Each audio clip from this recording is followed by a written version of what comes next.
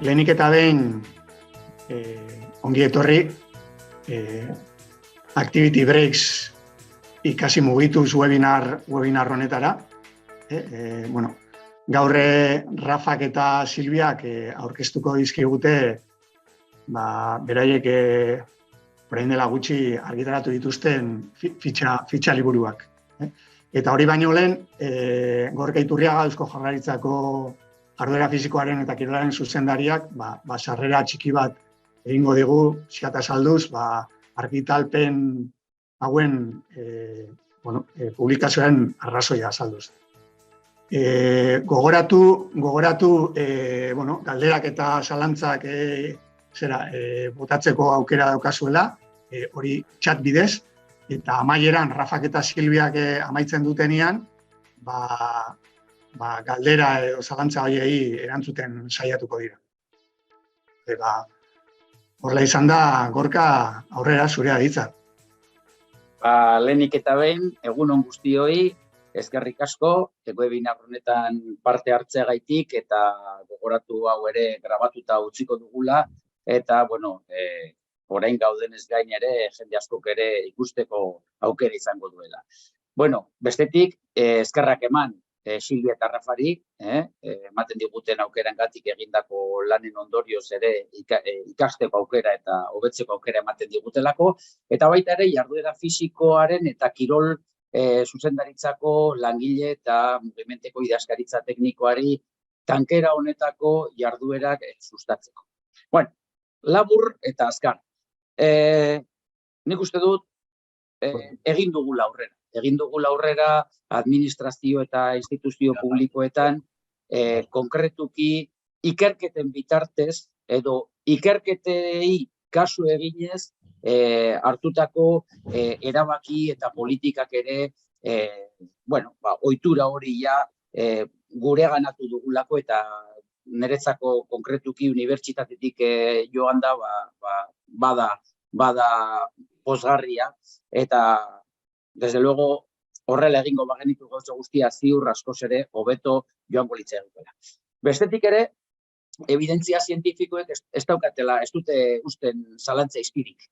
Hau da, sedentarismoak eragiten digun kaltea gorpuzkerari, organismoari, maila guztietan, maila fisiko, psikologiko, kognitibo, afektiboan, emozionalean, ikaragarria da, eta aldiz, jarduera fisikoak, ariketa fisikoak edo kirola provokatzen dizkigun onurak, gaur egun ez dugu inor komentzitu behar. Hau da, gizartean errotuta dago, izan ere, jende gehienak egiten duena baino gehiago egin nahi du, horrek esan nahi du jendea prest dagoela goz egiteko, eta batzutan bestelako oztopo edo, arrazoi batzuk izaten dira jarduera fisiko gehiago ez praktikatzeko. Honekin, berrikuntza bat.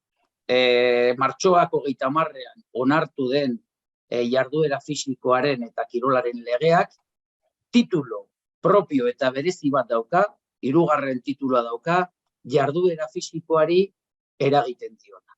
Eta hau da ziurrenik bestelako detaile batzuekin lege honek duen berrikuntza nabariena 1488aren legearekin alderatuz.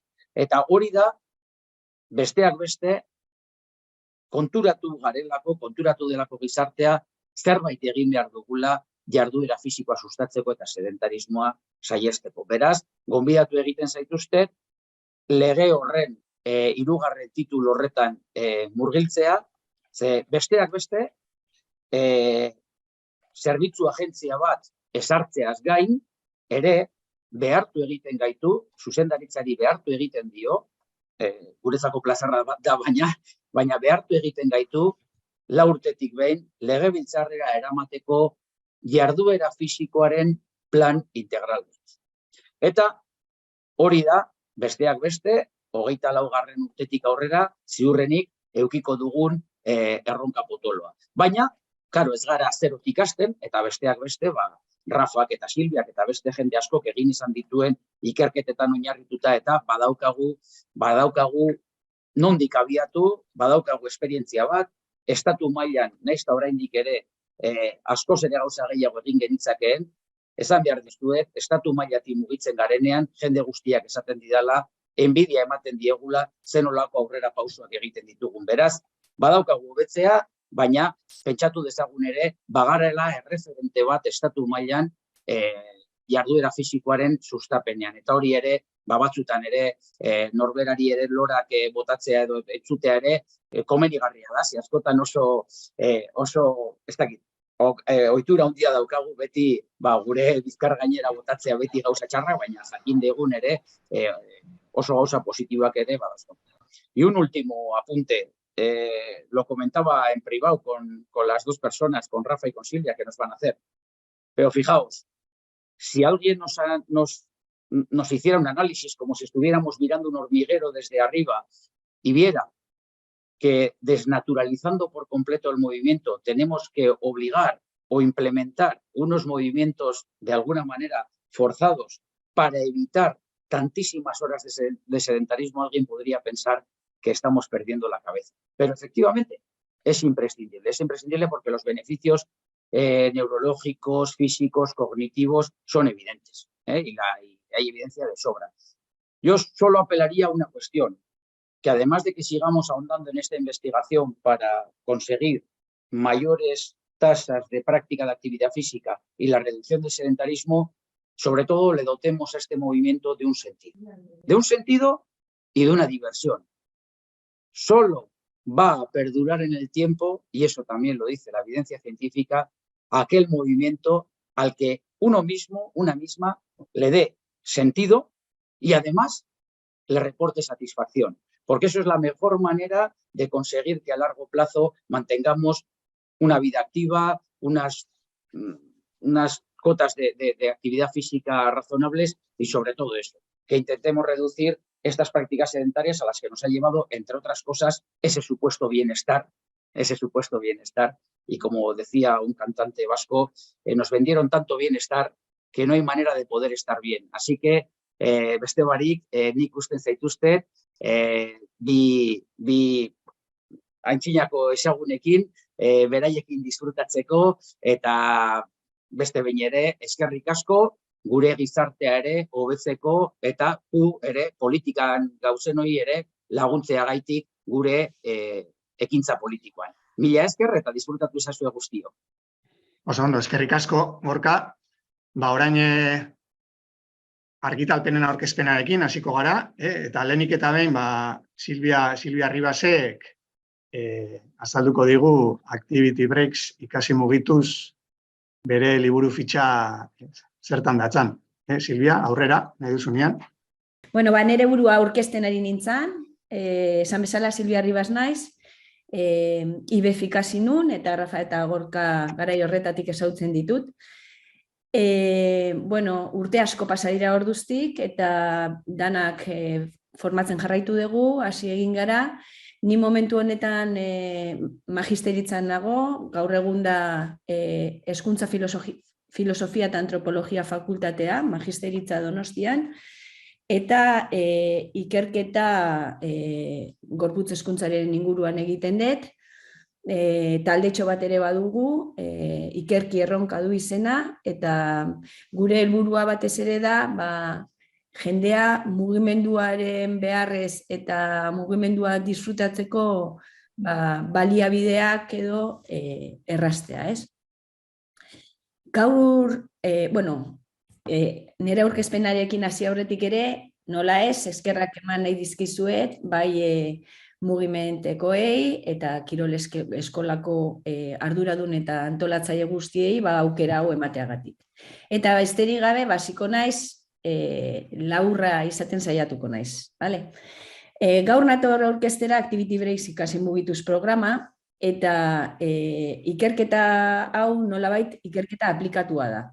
Gure helburua ikastetxeetan jarduera fisikoa areagotzeko baliabide bat aurkeztea. Baliabide hori da proiektu honen ondorioa nolabait esateko. Ez naiz honekin asko luzatuko, baina danak dakigu osasun mundu erakundeak aholkatzen duela gutxienez 60 minutu barkatu egunean egin behar dela, batez ere gazte nerabe adinetan. Eta danok dakigu baita ere, soilik 127ak betetzen dula aholku hau. Egia da honek, gabezi asko dakartza, eta ez gea hortan sartuko, ez dalako gaur eguna, baina gabezi edo ondorio txarroien aurrean, galdera hau egiten diogu gure buruari, ez? Gure mundu punta txiki honetatik zer egin dezakegu.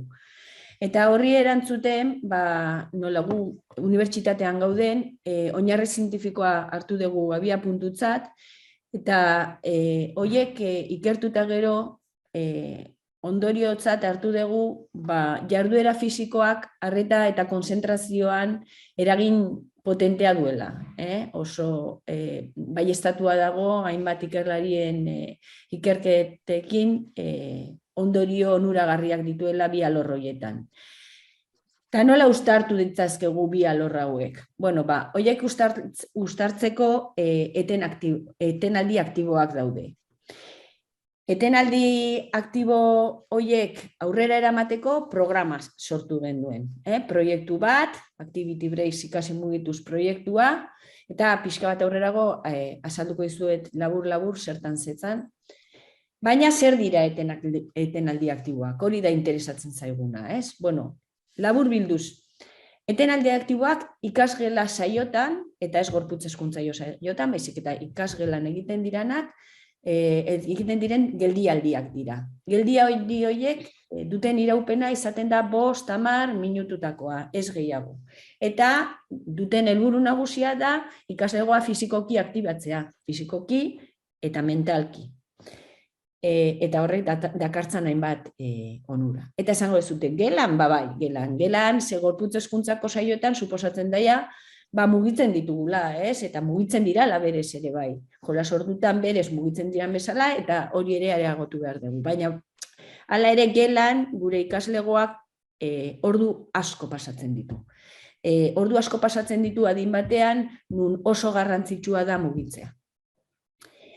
Eta horregatik, hor kokatu ditugu etenaldi hauek. Baina, nola konbentzituko ditugu irakasleak? Hori da, bigarren galdera potoloa, ez? Ze, bueno, irakasle askok badute oso sensibilizatuak daude mugimenduaren beharrarekin. Baina, klaro, danak ditugu eduki asko emateko eta denbora gutxi. Eta, klaro, eskatzea, 5-10 minutu inguru ustea jarduera fisiko egiteko jende askori zalantzak sustatzen dizkio. Eta hori nolabait, guk horiek nolabait konbentzitzeko buelta pare bat eman genion, eta gure ondorioa izan zen, alor akademikoa eta jarduera fisikoa uztartu behar genuen. Eta horiek uztartzeko bidea, arreta eta konzentrazioa. Arreta eta konzentrazioa dakigu, gaur egun ikasgeletan izaten dela edo dala arazo nagusienetariko bat. Edozein irakaslearekin hitz egin eskero, beti dago jendea, ez bakarrik hainbat diagnostiko dituzten haurrak, baizik eta aurrak orokorrean arreta eta konzentrazio maila gutxi izaten dutela, edo hori izaten da kexua. Beraz, guk bide hori hartzea erabaki genuen. Horretarako, Activity Breaks ikasi mugituz proiektua sortu zen, eta gauza hauek sortzen diran bezala, ezagunetatik tira egiten dezu, ez? Momentu horretan, Bergarako Arantzadi ikastolako irakaslea Ane Barrusorekin kontaktuan jarri ginen, eta bera urte horretan ematen zuen DBH bat eta bin lengua castellana eta literatura. Orduan, berari ondo etorriko zitzaion eduki bat hartu gendun, ortografia eta gramatika, eta horren inguruan fitxa batzuk sortu genitun. Fitxa horiek, hor ikusten dituzuen bezala, izan zian de manufaktura, guk egindakoak, guk diseinatukoak, eta modu xume batean eginikoak. Hor froga piloto bat egin genduen, emaitzak oso positiboak izan ziren, eta, hor daukazute adibide bat, bale? Adibidez, hau da euskerako bertsioa, txistulariekin gero aurrerago erakutsiko dizuedana, bertsio hobetuagoa. Eta hor agertu zen mugiment, ez da? Jo genduen mugimentera, hor Mikel Pringasekin jarri ginen kontaktuan, ia nola baita hau esautzera emateko modurik edo ikusten ote zuen, edo laguntzarik ote zegoen, eta eskertzekoa da, euki gendun harrera, berehala gustatu zitzaien proiektua, eta lagundu ziguten, gaurre aurkesteran natorki zuen materiala sortzera, batez ere editatu eta publikatzera, bai? Ikusten dezuten, bezala, hor Volumedia enpresarekin diseinatutako bi fitxategi dira horiek, gaur egun jada dituzue esteka jarri ditut hor, dituzue web horrian, eta okerrez banago jasoko dituzue baita ere fisikoki, ze hauek erabiltzeko fisikoki egokiagoa da, eta adibide bezala hor jarri dizuet pantailazo bat. Fitxa hauetan, eduki ezberdinak daude, eduki horiek modu oso xumean, oso simplean daude jarrita, oso bisualak dira, adibidez hau da txistukariekin jolasean jarduera, hemen irakasleak esaten duenean ez edun hitz bat egin behar dute jauzi bat, isadun hitz bat egin behar dute gurutze bat beso eta hankekin, eta zeta esan eskero, bi besoekin zeta irudikatu airean. Jarri genuen baita ere egokitzapena, mugimendu murriztua daukaten pertsonentzat, eta fitxa horren beste aldean daude irakasleontzat hainbat hitz, irakasleak ez eukitzeko lan, hau ez izateko irakasleontzat lan gehigarri bat, baizik, eta gauza errez bat, hartu, bisualki oso erraza dana, eta materialaia guztia prestatuta dagona. Beraz, ze abantaila dauka honek, irakasleak ez duela behar prestakuntza berezirik, eta hau oso garrantzitsua da. Oso garrantzitsua da guretzat, ze irakasle batzuk, pertsona batzuk, ez dira sentitzen horretan kompetente, eta orduan ez dute nahi, inorren aurrean jarri, kompetente sentitzen ezean zerbait aurkezten, hori logikoa da. Baina, kasu honetan, fitxaetegi horiek jarraituz, ez daukazu kompetentzi berezirik eduki behar soilikan, jarraitu hor esaten duena. Beraz, zeintzuk dira baldintzak hau aurrera eramateko materiala eskura izatea, eta hori izango dezute, eta motivazioa. Motivazioa da ezinezkoa. Irakasle bat ezin da behartu hau egitera. Osea, norbera ez badu argi ikusten hau onuragarria dela, ez dezala egin. Baina nik ziurtatzen dizuet, izan ditugun esperientzi guztietan, esan bezala egin dugu Arantziadi ikastolan Bergan, egin dugu euskerako materialarekin Plentziako institutoan, eta baita ere Balmasedako institutoan. Eta denetan, emaitza oso positiboak izan dira, egin ditugunean elkarrizketak ere bai ikaslegoak eta baita irakaslegoak 89% batean esango nuke oso gustora egon dirala, eta aurrera egingo dugu. Prozedura nola egiten da? Nik kontatzen dizuet hau eta oso ondo, baina nola egiten da? Lehenengo saioaren erdialdera edo activity breaks hasiko denaren berri ematen du irakasleak, suposatzen daia berak aurretik begiratu du, ze eduki nahi du errepasatu. Azpimarratzen dut, hau dela edukiak errepasatzeko. Hemen ez dute ortografia ikasiko, baizik eta landu dituzten eduki horiek birpasatzeko baliogarria izango da. Bigarren pausoa edo izango litzateke irakasleak barkatu jarduera konkretua azaldu, eta fitxan dauden hitzak irakurtzen hasi. Eta ikasleak momentu horretan, hasiko dira jarduerei jarraiki, egoki diren ariketak egiten, 5-10 minutu bitartean. Ez 10 baino gehiago, 10 minutu nahikoa da. Eta azkenik, irakasleak eta ikasleak, bueltatuko dira, hasi aurretik egiten ari zean jardueran jarraituko dute. Bueno, galderak gero erantzungo ditut, baina galdera tipiko bat da, gero ze, astoratu egiten badira, gero ze, bueltatuko ote dira egiten ari zian, edo asko kostatuko zaitori egiten. Bueno, lehenengo 2 egunetan bai, eta hortikan aurrera dinamika hartzen dute, eta irakasleak esaten dutenaren arabera, bere activity bere bukatzen denean, bere ala jartzen dira, eta jarraitzen dute besterik gabe. Horra laburbilduz prozedura. Eta, bueno, azkenik esatea aiten alde aktiboak onurak zuzenean ikaslegoarengan islatzen dirala. Zuzenean. Zergatik, hasteko jarduera fisikorako denbora gehitu egiten da. Leheno eserita zeuden, orain zerbait egiten dute, beraz, hori kontua erraza da, gehitu egiten da. Arreta eta kontzentrazio maila ere areagotu egiten dira, eta hori ikerketak esaten digute, guk egindakoak ere bai. Edukeen berrikusketa egiten da, esan bezala ez dira eduki berriak ematen, baizik eta berrikusketa bat egiten da, eta horrek eragin zuzena du errendimendu akademikoan.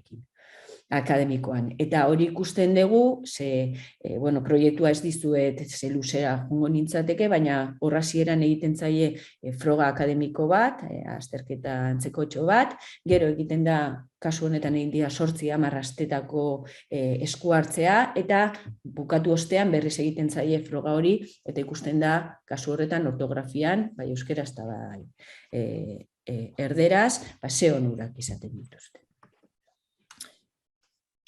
Lanean hasi aurretik garrantzitsuena motivazioa irakaslegoaren aldetik, intentsitate maila mantentzea eta jardueraren iraupena ez izatea 10 minutu baino gehiago.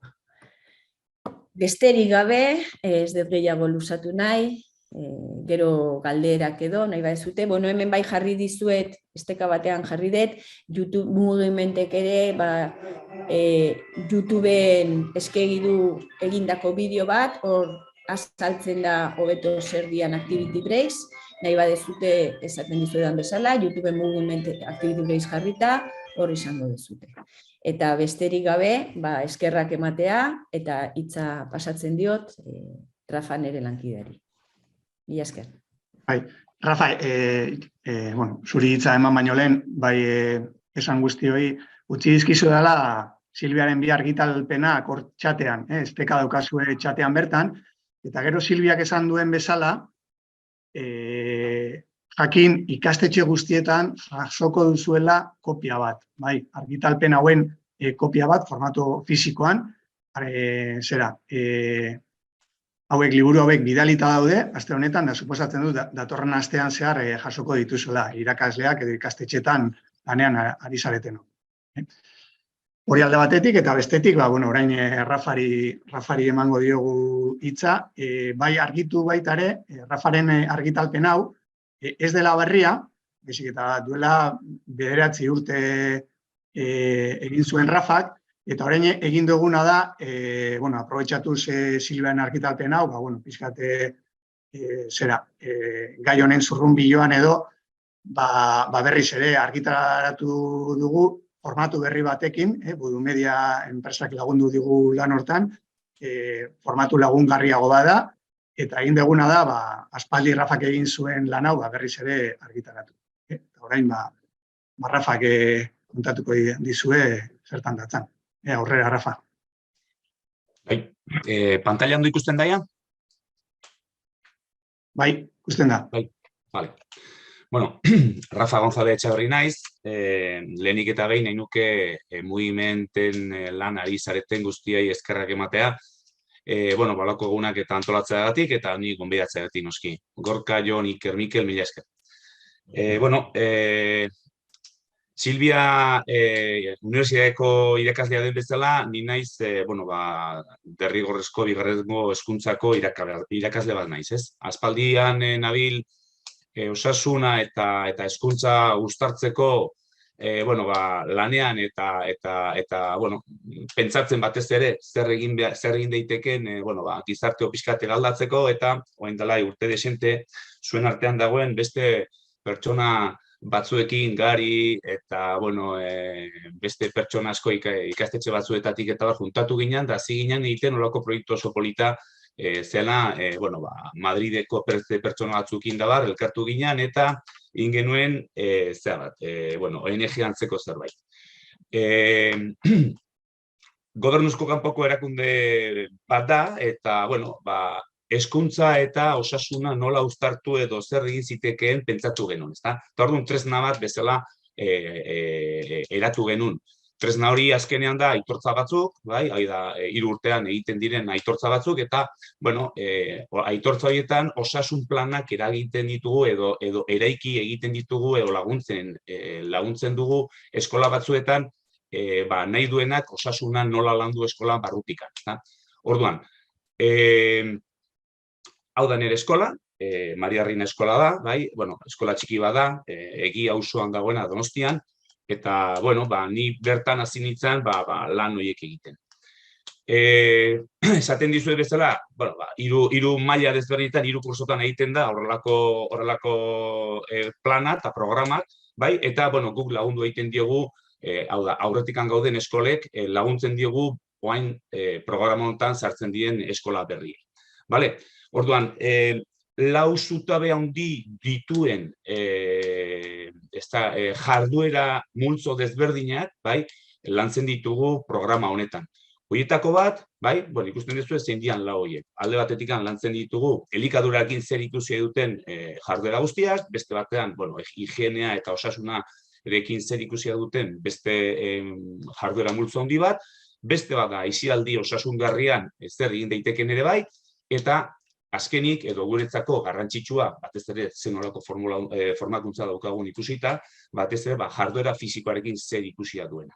Ikusten duzu gorriz jarri dudala, ze handitzen badugu, bai, aspaldidan ikusi genuen, bi jarduera fisikoako jarduerak antolatzerakoan, 2 helburu nagusi eduki behar genituela. Batetikan, ikusten duzuen bezala, gure jarduera fisikoa edo gure ikasleen edo eskola osoko parte hartzen duten, eskola batean parte hartzen duten pertsona guztien jarduera fisikoa areagotzea, eta beste aldetikan, hau da, geldirik zeuden denborak alden neurrian murriztea. Horiek bi helburu desberdinak izanik osagarriak dira, baino bata eta besteak jarduera desberdinak izan dezakete.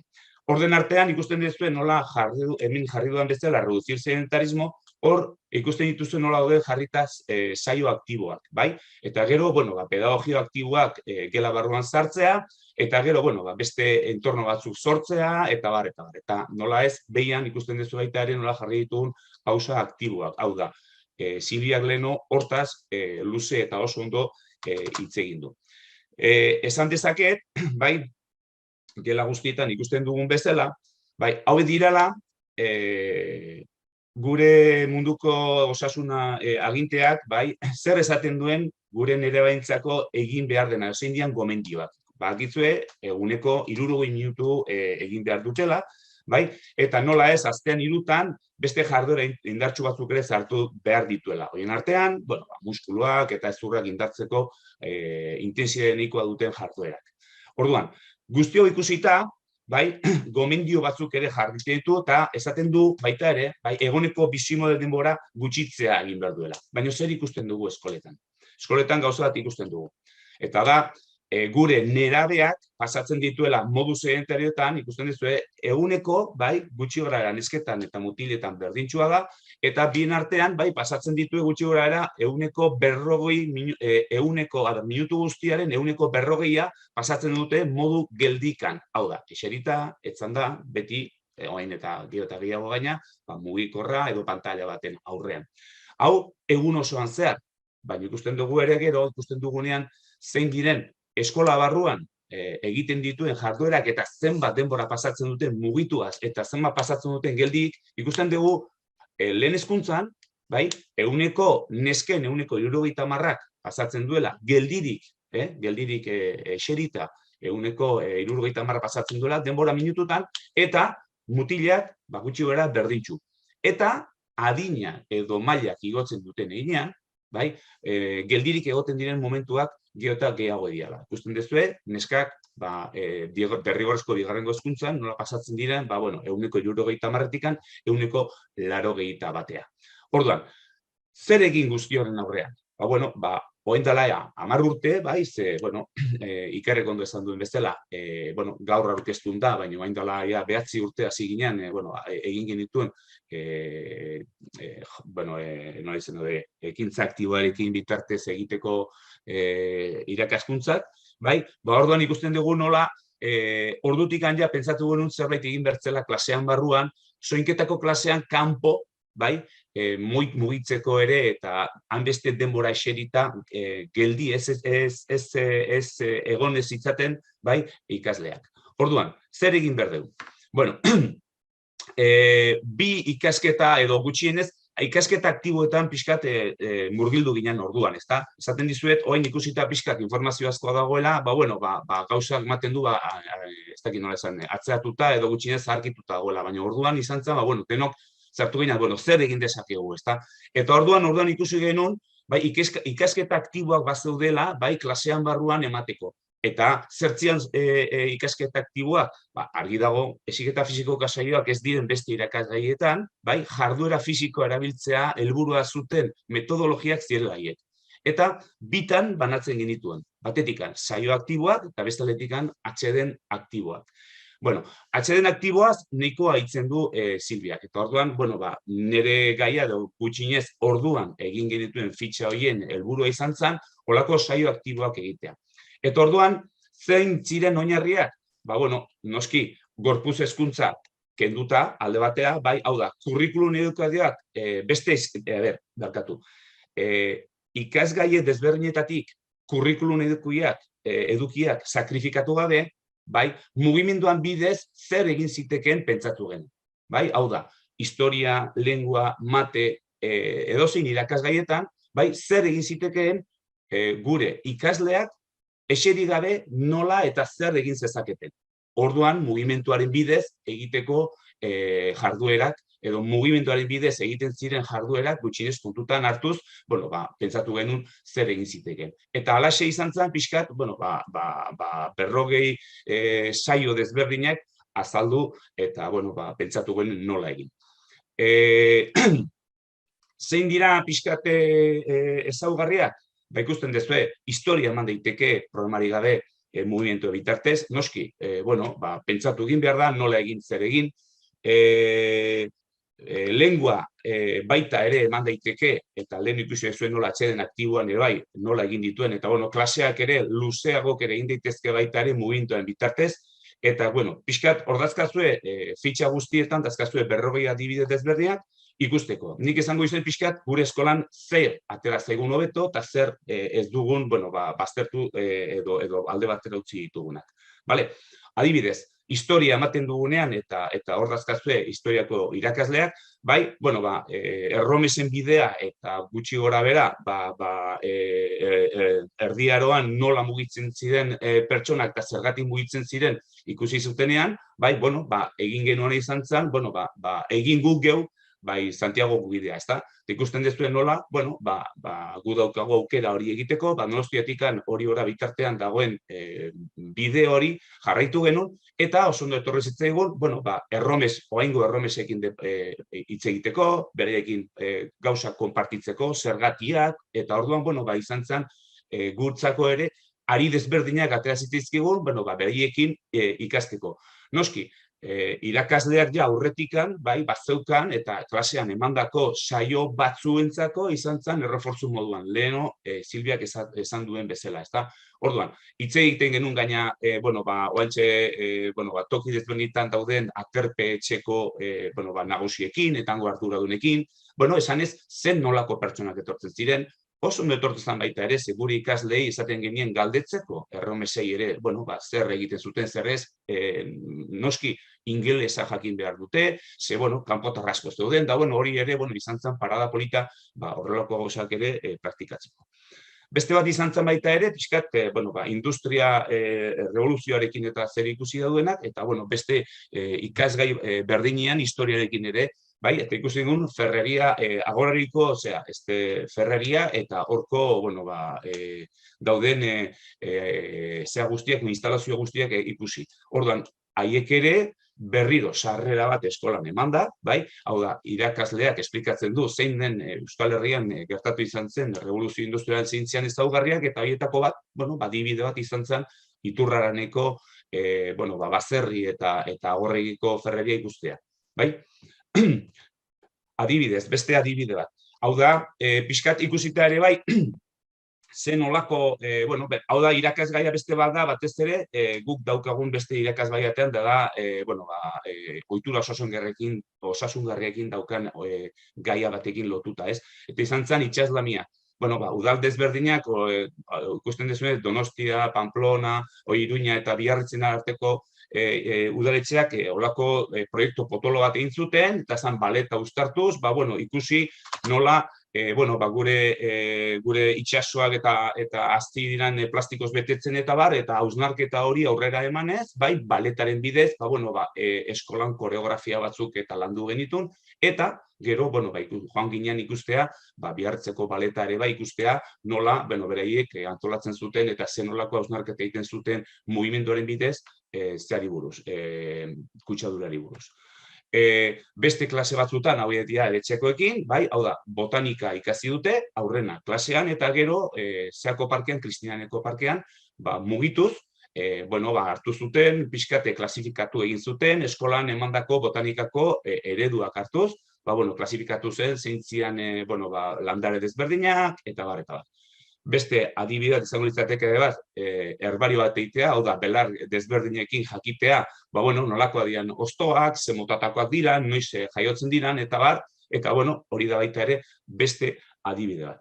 Ikusten dezuenez, ez da bakarrik osasun plan bat egitenean, eta iharduerak eskola guztiako antolatzen direnean, Active Brick, leheno Silviak ondo esan duen bezala ez dira bakarrik ikaslentzako, baizik eta guk ere gure klaustroaren eta klaustroan egiten ditugunean bilerak, egiten ditugu olako etenaldiak eta egin ditugu ariketak, beste helburu batzukin, askotan izaten da koexioa, hau da, irakasleen arteko kontaktua gehiago ukitzea, eta bar, eta bar. Eta, noski egiten dezuna da, etenaldi horiek, hau da, geldirik egoteko, eserita egiteko denbora horieten, eta, ematen diogu horrelako luzapen beste modu bateko ariketa batzuk.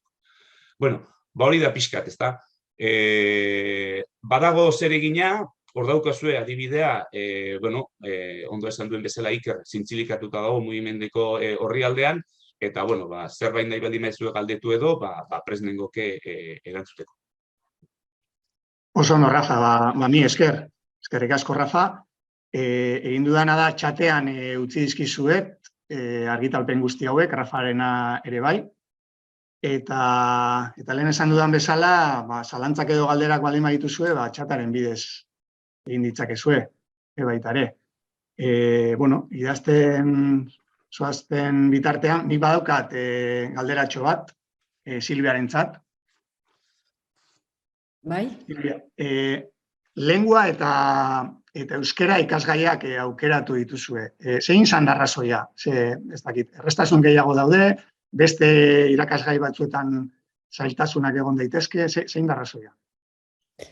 Arrazoi nagusia, hasi ginen lenguakoarekin. Arrazoi nagusia izan zen, esan dudan bezala, hau aurrera eramateko presegoen irakaslea gai hori eman bertzuela. Eta orduan, pentsatu gendun eduki bat, berari lan gehiagirik emango ez ziona praktikan jartzen, eta, hortan oinarritu ginen.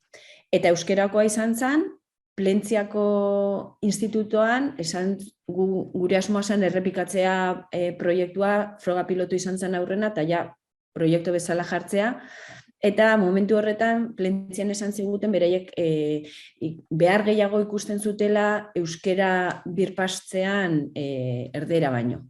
Eta orduan, egin gendun planteamendua euskera gaiarekin, eta hor, euskera gramatikarekin batez txistulariak, eta holakoak egin genitun. Baina hori izan zen arrazoia, ez dago. Gero, baita ere esango dizut Iker, erderako ortografia lantzearena transmitigarria dala, eta Hego Ameriketan ere eraman degula aurrera proiektu hau, Txilen konkretuki. Ze hor ere erdera hizkuntza egiten denez eta ortografia nahiko kaskarra izaten dugunez toki guztietan, baliagarria izan da baita ere. Oso interesgarria, bai. Badago galdera bat, Gari galdetzen du, ea atxeden aktiboak eguneko saio guztietan egin behar diren, edo egitea komeni den, edo... Hori, adibidez, lenguako saioak, okerrez baldin banago, izaten dira DBH-en astean 4, bai?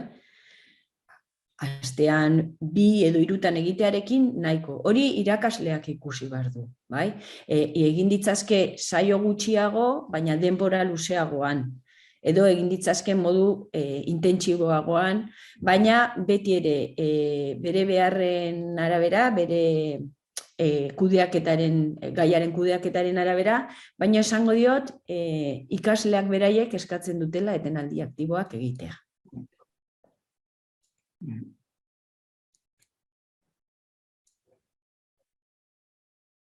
Uste dut Mikel Bringasek ere badaukala beste galdera bat.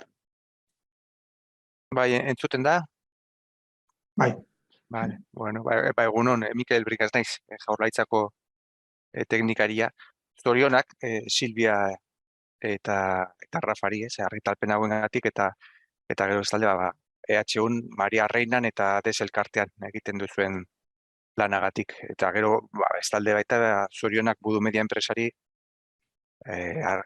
argitalpen hauetan eskainitako laguntzagatik. Gorkak hasieran aipatu du jarduera fisikoa eta kirol lege berria eta lege berrian jarduera fisikoa sustatzeko hezkuntza arloko neurriak daude. Eta horregatik galdera potoloa egin diet Silvia eta Rafari. Gaur aurkeztutakoa nik uste tresna erabilgarria dirala, ez? Baina imaginatu bihartik aurrera zuek, Silvia eta Rafa, hezkuntza sailburu zaretela. Eta hezkuntza sisteman aldaketak egiteko gaitasuna duzuela. Horrela izango balitz, zein izango litzateke zuen ustez lehentasuna hezkuntza sistemak ikasleak aktiboak izateko. Eta bota, gehienez bota mesez 2 neurri. Aipatu mesez 2 neurri zuentzat lehentasuna izango liatekenak. Venga, eskerrik asko. Zu, Silvia, honi? Orain zu. Eskerrik asko. Nik daukadan esperientziagatik oso zaila da izatea neurriak jarduera batean oinarritzea. Nik gehiago joango nitzateke agian fokua asko irekita, gehiago, hau da, nolabait eta gure adibide izan diteke gure. Guk egiten dugun programaren adibide izan diteke beste asko dauden bezala. Horrelako formakuntzaren bidez egitea nolabait nola sustatu plan batzuk sustatzea eskola bakoitzean edo jartzea derrigortasun bat edo ez dakit badaude bantxe bertan beste arlo batzuetan, esango nuke adibidez, nola da, desarrollo sostenible, garapen jasangarrian badaude agenda 20-30 dagoena bezala, horrelako zerbait egitea eskoletan. Hau da, bazeuden garai batean ere, nola dia, zea hortan, arlo hortan ematen zieten zigilu batzuk, eta zian, uste ziala eskola jasangarriak.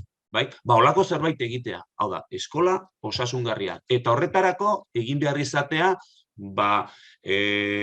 agenda 20-30-ek bultzatu eta derrigortzen duen bezala gauza batzuk egitera, eskola barruetan ere berdina egitea osasun arloan. Hau da, ez dugu pentsatu behar jarduera batekin zerbait egiten dela, baizik eta bai egin beharko genukena da eskola osoa pentsatzea, bere proiektu edukatiboan osasuna izatea ardatz nagusia. Eta hortik hasita eraiki programa bat hori bernetan lantzeko. Eta ez bakarrik da jarduera fizikoa, da elikadura osasungarria, eta beste gauza asko eskoletan egin behar direnak, noski, bai. Hortik joango nintzanekin. Livia, zegin osuzuk? Ni guztiz bat nator Rafarekin, iruditzen zait eskolak oinarria dirala horretarako, bizi osasuntzu bat eta aktibo bat lortzeko, baina nik ikusten dut kurrikulunak daukala gabezi potente bat dala gorputz hezkuntzako ordu saioak, ez? Ordu gutxi eskaintzen zaizkio gorputz hezkuntzari. Beste herrialde batzutan badakigu astean 4 eta 5 egunetan egiten dela jarduera fisikoa, hori niri zilegia iruditzen zait, ez zait gutxi iruditzen, baina ulertzen dut aldaketa oso potente izan zitekela, baina gutxienez 3 egunetan beharko lukete behintzat lehen hezkuntzako ikasleak, gorputz hezkuntzako saioak eta gorputz hezkuntzako saioetan baita ere bermatu beharko litzateke mugitzeko denbora. Askotan enroiatzen gea asko eta mugitzen ditugu gutxiago, jolas orduan beraie bakarri mugitzen diana, baino, orduan hori bermatuta bai, hori izango litzateke bat. Eta bestea, pixka bat gure bai Rafak eta biok eta hildo horretatik goazenak sinisten dugu etenaldi aktibotan eta ikusten dugu saioetan neskamutilak egoten dirala denbora larregi eserita hor eserita batzutan pause eta beste batzutan mentalki aktibo, baina askotan bai mentalki, bai fizikoki inaktibo, horiek pixka bat mugitzea eta hori egiteko beharrezkoa ikusten denik irakaslegoak konbentzitzea.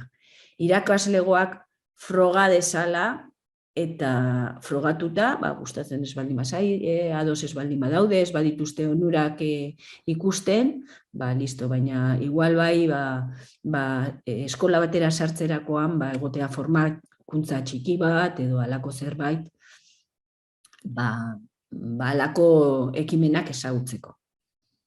Ez dakit hori oso politikoa dut, edo nola ni ez nizen alor horretako, ez dakit hori posible izango litzateke baina. Bai. Jasota utzi ditugu 3 proposamen, eskola osasungarrien programak garatzea, gorputz hezkuntzako ordu kopurua handitzea, eta irakaslegoak konbentzitzea, etenaldi aktiboak egiteko. Badaukagu beste galderatxo bat, Nerea Lopetegik egiten duena, fitxa hauek biontzat, nik uste dut bietako erantzun dezakela. Fitxa hauek gai guztientzako balio dute edo gaiaren baitan propio sortu behar dira? Nire kasuan, gaiaren baitan propio sortu dira. Horrek ez du nahi esan, beste gai batzuetarako sortu ezin direnek.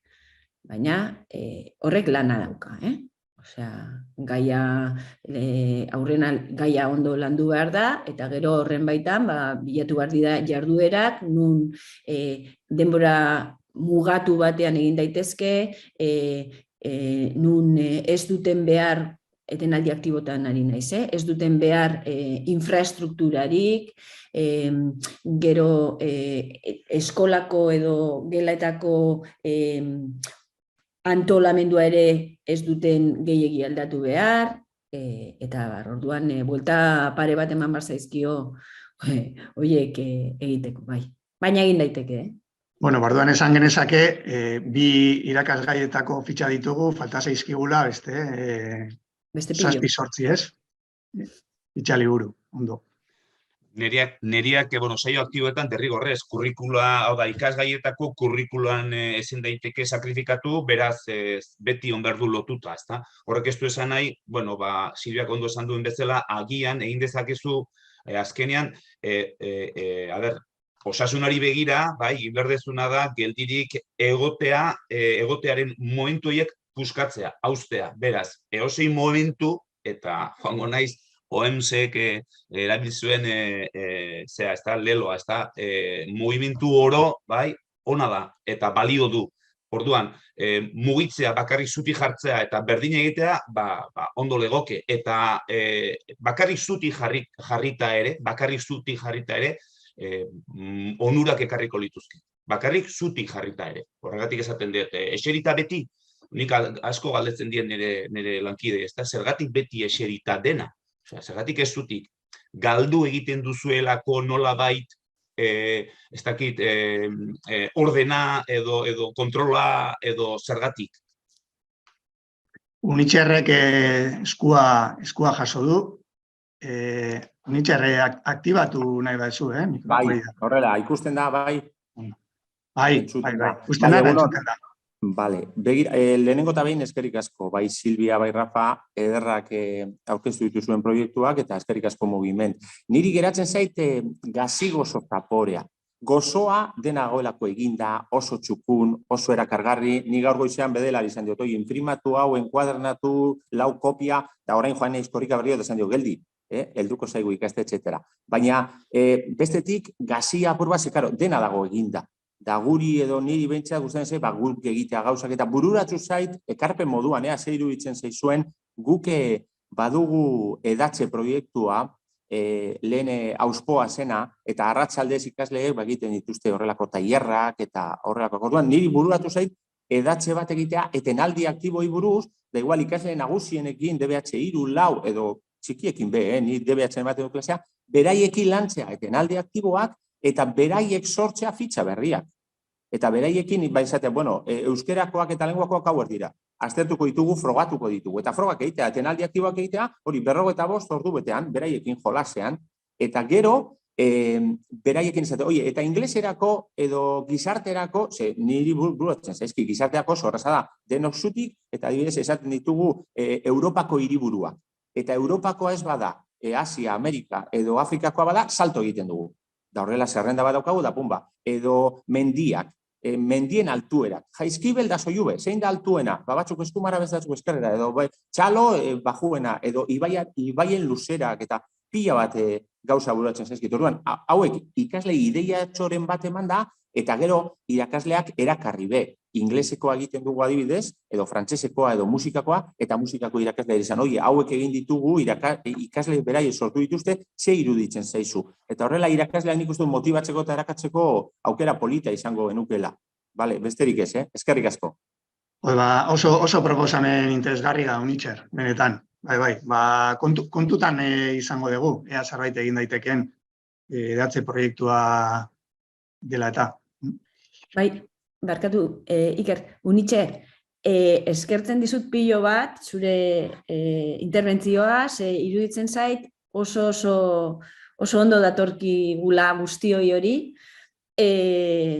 hori logikoa da, baina baliabideak eduki behar dira, eta buruak pentsatzen, eta planteatzen dezun ekimen kooperatiboa iruditzen zait oso interesgarria. Así que, zerbait egin daiteke. Ez daude galdera gehiago, iaia ordu bete pasada, hasi garenetik, eta, eskerrak ematia, Rafa eta Silviari, egin dezuen lanarengatik, fitxak sortzen, eta gaur hurbiltzagatik ona guri hau dena azaltzera. Eskerrik asko, eta esan bezala lehen, irakasleok jasoko dituzue fitxak gaztetxean bertan, Activity Breaks fitxak, euskera eta lengua ikasgaietakoak, eta hurrengo arte, jarraituko dugu lanean, eta nik uste dut guzti hau baliogarri izango dela, irakaskuntza eta oro har gizarte aktiboago bat sortzeko guztion artean. Eskerrik asko. Eskerrik asko zuei. Eskerrik asko. Rafa. Bai. Horreko zezetut. Silvia, uste joan dala. Bai.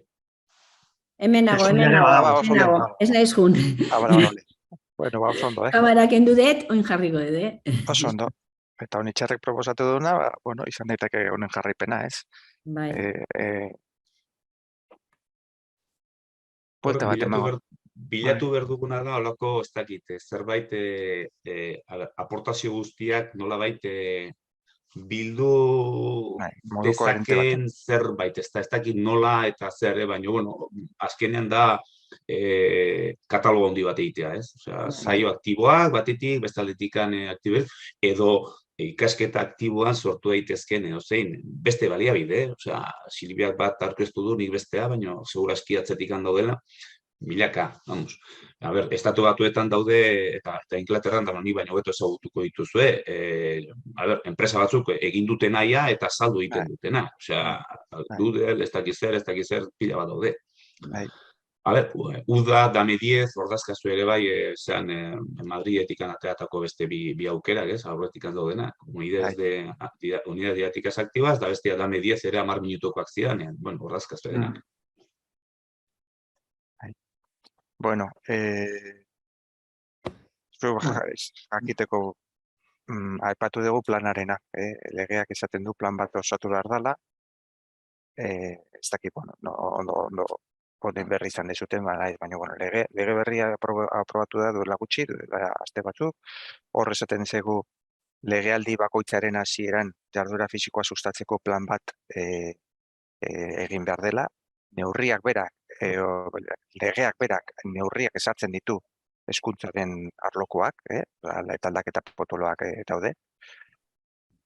Aurratzen guzti hau, asmoa da datorren urtean plan hori egin behar dela, eta plan horretan hezkuntza arloko neurriak eta erabakiak hartu behar dira. Lantaldeak sortuko dira, eta bar. Pasako dizuegu informazioa, eta imaginatzen dut neurri baten bestean, zuen laguntza eskatuko dugula baita ere, baina aurratzen dizuet. Hau dala datorren urtean dakagun gauzari potoloena. Eta gero, Rafa, jaso dezu abisua baita ere, baina eta gainera honekin lotuta dago. Eusfit inguruan, zailtasun juridiko pila esan ditugu, gehien bat izan da datu babesaren inguruko kontua. Eta zorionez, lege berriaren bidez, eskumenen arloan gauzak aldatu dira zeharo, eta guen genitun zeltasun guztiak desagertu dira, bide asko samurrago da, konpondu da dena, aplikazioa bukatuta dugu, eta datorren urtetik aurrera, oain behingoz gauzak txukun egiteko aukera bat dugu, oso posi gaude. Kostatu zaigu pile bat, baina gora asko errexago da. Orduan, jarraituko gara harremanetan, lehenengo gauza, esfitarena, bukatu aurtengo kursua, hasi prestatzen ondo horrena, ja modu txukunago baten, ja beste oinarri juridiko batekin, hori izan gure traba potolena, eta gero eta horretzen zuet, eta torren urtean, lege berriak esartzen duen plan horretan, lana dago, arlo guztietan, eta hezkuntza da bat. Eta ez da bat gehiago, baizik eta bat oso importantea. Legeak esartzen ditu neurri zehatzak eta potoloak hezkuntza arloan. Eta neurri batean doa, zuk esandako aritik, Rafa. Ikastetxe bakoitzean plan bat egon behar dela, eta bar. Hori ja esarrita dago. Eta ez da teknikeri baten kapritxoa, baizik eta parlamentuak esan dako zerbait. Osea, bete beharreko zerbait da. Politikarieko lan ikusi beharrote. Bueno. Rafa, kontutxo bat, maitu baino lehen. Mikelek esan daen moduan, horrera goazu zitekin, bidaltzerik badaukazu hezkuntza.neteko zure erabiltzailea? Erabiltzen dezu hezkuntza.net? Niri izate jazu? Bai, zuri, bai, Rafa. Hezkuntza.net, ostras, oain dala, azkenengo aldian noiz sartu genitun datuak? Aspaldi. Aspaldi. Bidatuko dezut eta esan dizut. Ez, baino, a ber, Rafa, ari bazara esaten proba pilotuan egin genuenian, bai. Horrez genuen erabili hezkuntza.neteko, hau da, orain gauza da, aplikazio berri bat sortu dugu. Aplikazio berri hau, Jaurlaritzaren sisteman dago. Lehen erabiltzen genuen zen, kanpoko enpresa batekin egin genuen, eta gauza bat. Oain dakaguna Jaurlaritzaren sisteman dago. Hortarako, aplikazio hortan sartzeko, Bai. erabiltzaile bakoitzak, erabili behar du, XLNeteko erabiltzailea, eta azkenean hori da, hezkuntza.net atarian erabiltzen dezuten erabiltzaile berdina. Hori da behar dugun datua zuei alta emateko aplikazio horren erabileran. Da hezkuntza sailaren entornoa, Bai. aplikazioen entornoa. Ez dakit, hori kontrolatzen duzu edo ez duzu erabiltzen inoiz. Oso gutxi. Guk igual kursu bukaeran da horrela, gure datuak eta sartzeko, eta baino gutxi oso. Eta ia susteta zinela, kompetentziak eta alako gauzak uste sartzeko berriro, berreskuratu berko ditut orduko danak. Hainbeste plataformaten da sartzekea, eta ez baldin baditu, ateno bezala, maiz ibiltzen, galdu ite ditugu denak. Segurrazki publikoan daudenek gehiago erabiliko dute, ez? Bai. Guk ibiltzen dugu gehiago beste plataforma, guk adibidez Alexia eta hola ibiltzen dugu beste bat. Hori da, Alexia edo beste batzuk badaude, ez dakit nada, beste Mikel, deituko dizut orain kontu hau argitzeko, Mikel. Hau arazutxo bat honekin. Bale, ados. Iker, nik bialduko izut hori zartuko nahi zia gogaratzen izten nire zea guztitaz, bale? Ados, oso ondo. Venga, eskerrik asko dukote, Silvia. Ni esker, Silvia Rafa. Ondo izan, agur Silvia. Agur. Eta animo, Rafa, herriko herrigin.